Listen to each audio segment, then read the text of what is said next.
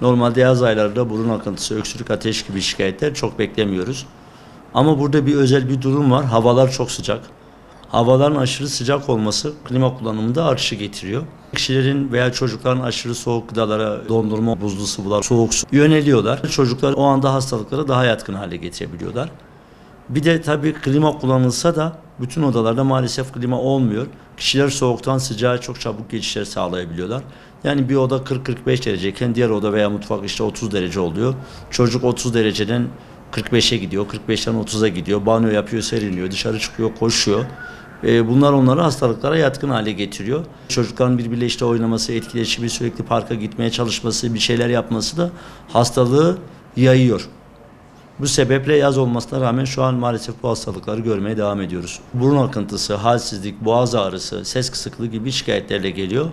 Onun dışında kusma ishalle gelen çocuklarda var.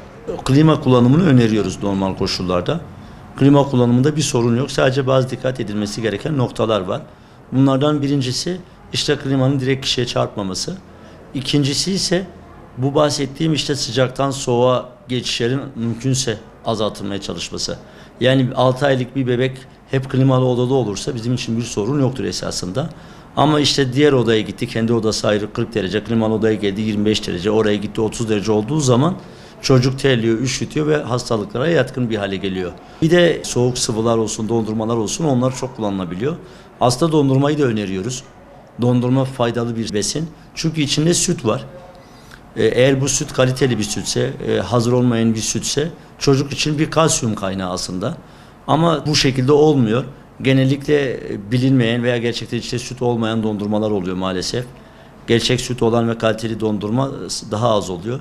Veya sadece içinde %99 suyun olduğu bazı hazır dondurmalar oluyor. Çocuklar onları da tercih edebiliyor. Bu şekilde sorunlar olabiliyor. Çocuğun mümkünse hep klimalı odada kalması, hava geçişlerine dikkat etmesi önemli. Soğuk sıvıları da çok içmemesi. Mesela buzdolabı sıcaklığı 4 derece ise belki 8 derece yapılabilir.